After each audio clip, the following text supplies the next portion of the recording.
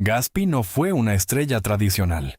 No salió de una discográfica, de una productora de televisión, ni de una escuela de actuación. Salió de Internet, de la calle, y de un tipo de humor que parecía improvisado, incómodo y difícil de controlar. Su historia no es solo la de un creador joven que hizo reír a millones. Es la de alguien que convirtió un personaje exagerado en una marca digital.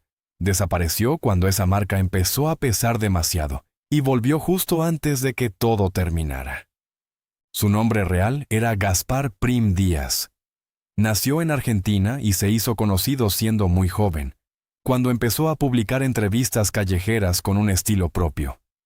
Se acercaba a desconocidos, hacía preguntas absurdas, provocadoras o incómodas, y sostenía la escena con una mezcla de descaro, traje desordenado, mirada extraña y un saludo que sus seguidores reconocían al instante. Gaspi no parecía un periodista ni un humorista clásico. Parecía un personaje que entraba en la vida cotidiana para romperla durante unos segundos. Ese formato funcionaba porque pertenecía al lenguaje de Internet. No necesitaba grandes decorados ni guiones largos. Necesitaba calle, reacción, incomodidad y ritmo. Sus videos se compartían porque generaban algo inmediato: risa, sorpresa, vergüenza ajena o discusión. En redes, eso es poder. No gana siempre el contenido más pulido, sino el que obliga a quedarse mirando. Gaspi entendió ese mecanismo muy rápido. Su personaje era insolente, absurdo y muchas veces límite. Eso le dio identidad, pero también lo colocó en una zona delicada. El mismo humor que lo hacía viral podía recibir críticas, censuras y rechazos. La atención digital tiene esa contradicción. Puede levantar a alguien muy joven en cuestión de meses, pero también puede dejarlo expuesto a millones de opiniones antes de tener herramientas para procesarlas. La diferencia con otras celebridades jóvenes era que Gaspi no necesitaba una pantalla grande para parecer famoso. Su escenario podía ser una vereda, una cámara pequeña y una persona confundida frente a una pregunta inesperada. Ese minimalismo lo hacía barato de producir y fácil de compartir, pero también lo obligaban a estar siempre disponible para provocar algo. Si el video no incomodaba, parecía que faltaba Gaspi. Si incomodaba demasiado, llegaban las críticas. Esa tensión fue parte del negocio y también parte del desgaste. Su crecimiento fue enorme. Llegó a reunir millones de seguidores y en 2022 fue reconocido como YouTuber del año en los Coscu Army Awards, uno de los eventos más importantes de la comunidad argentina de creadores.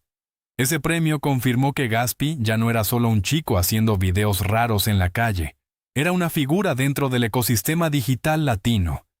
Pero detrás del personaje aparecieron problemas personales. Después de ese ascenso, Gaspi se alejó de las redes durante un tiempo.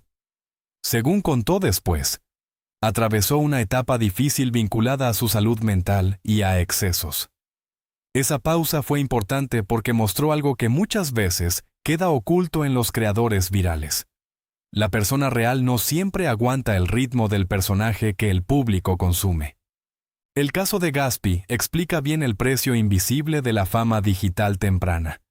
En la televisión tradicional, una figura suele tener productores, filtros y una estructura alrededor. En Internet, muchas veces un joven se convierte en empresa, guionista, actor, editor, marca y producto al mismo tiempo. Todo depende de seguir subiendo, seguir provocando, seguir siendo reconocible y seguir alimentando un algoritmo que nunca descansa. En una carrera digital tan corta, esa exigencia puede parecer juego desde fuera, pero para quien la vive puede sentirse como una obligación diaria constante. Cuando volvió, ya no parecía exactamente el mismo. Su regreso tuvo otro tono.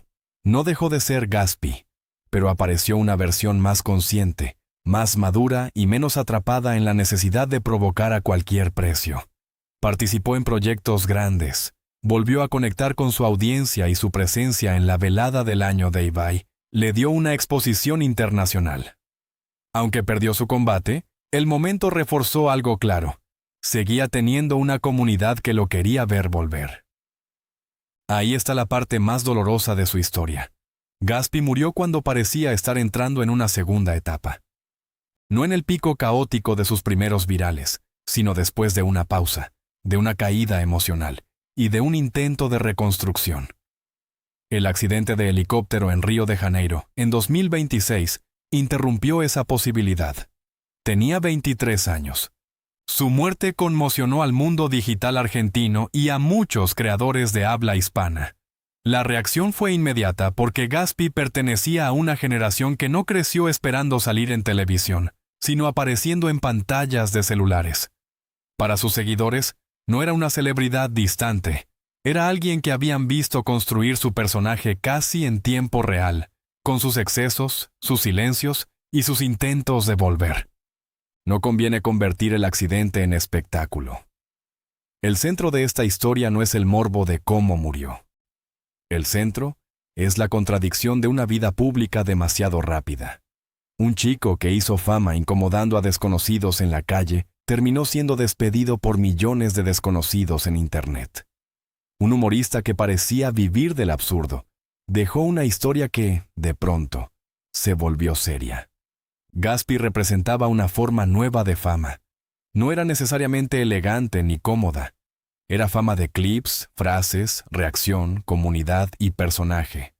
Su valor estaba en ser reconocible al instante. En Internet, eso puede convertirse en dinero, oportunidades, eventos y prestigio. Pero también puede convertirse en presión, encierro y desgaste. Por eso su historia encaja más como advertencia que como homenaje simple. Gatsby no fue un imperio económico ni una figura construida durante décadas. Fue un creador joven que condensó en pocos años varias etapas que antes podían ocupar una vida entera. Ascenso, polémica, cansancio, desaparición, regreso y tragedia. La pregunta de fondo es, ¿cuánto puede pesar una máscara digital cuando la lleva alguien de poco más de 20 años?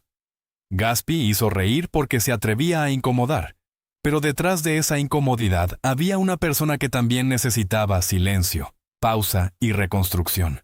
Su regreso sugería que estaba buscando otra forma de existir públicamente.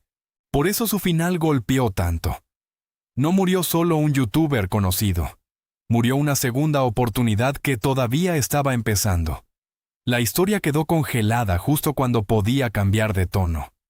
Y quizá por eso sus seguidores no lo recuerdan únicamente por sus videos más virales, sino por la sensación de que todavía faltaba ver quién podía llegar a ser cuando dejara de tener que demostrar todo el tiempo que era Gatsby. Suscríbete